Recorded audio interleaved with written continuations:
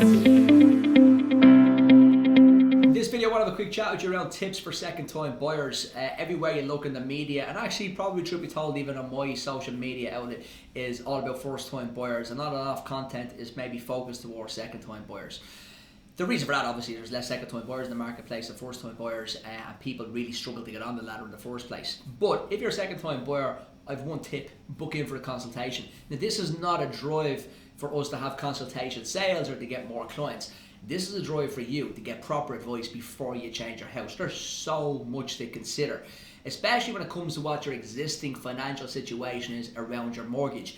Are you in positive net equity? Are you in negative equity? Believe it or not, with some banks you can actually trade up while in negative equity. Have you got savings? Have you got children?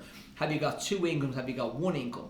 A lot of people think that it's very easy if you're paying the bank back now a monthly, say you're paying back a monthly mortgage of €1,500, and you think it's easy to trade up to a second house, you pay maybe $1,700 or $1,800 per month. But your financial circumstances might have changed substantially since the first time you bought a property. The biggest one that usually catches out people here is that they may have had two incomes when they went for the first house, and now they're trading up, and maybe one of you has gone part-time, or one of you is on job share, or one has stopped working altogether.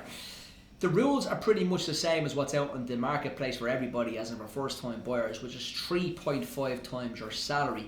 But it's easier for second time buyers in some cases to get what's called an exemption, where you can borrow slightly more than 3.5 times. You can also get an exemption sometimes from the loan to value ratio that's out there. So usually a second time buyer needs a 20% deposit, but in a lot of cases they will get an exemption to bring down to a 10% deposit. The one thing that most second time buyers struggle with is the deposit. So the 10% deposit can come from either the equity in your existing house and or your savings. Let's look at an example.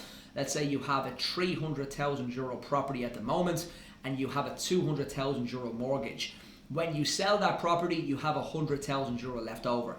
That €100,000 can be used for a deposit for the second property or your next property or trade-up property. A lot of people think they need to save that 10 or 20% deposit. You don't. It needs to be either in your existing property when you sell it, or a bit of savings or gifts or whatever you need to do to make the money up. The next thing that usually catches second time buyers is what's called the affordability check. Okay, so the affordability, the bank will always want to make sure you have the affordability to pay your mortgage. So let's say your existing mortgage is €1,500 per month and your new mortgage is going to be €2,000 per month. So there's a difference of €500 there.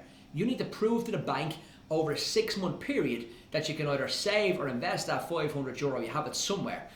And that's really where people usually get caught out. They feel they can pay the mortgage or they can cut back on certain things to get the new mortgage. But the bank will always want to see that affordability. Some banks will use the affordability in regards to if you had a loan. Let's say you had a loan and the loan was finished. Or let's say you had a pension, you're going to stop the pension. There's loads of ways to show the bank where the affordability is coming from if it's not there in savings. But I genuinely mean this. If you are thinking of changing your house or trading up your house in the next 6 months or a year, I'd really encourage booking in for a mortgage consultation with the team. They can take you through all the figures, look at your existing financial situation, and ultimately be very honest about what you can afford. You don't want to be guessing these things.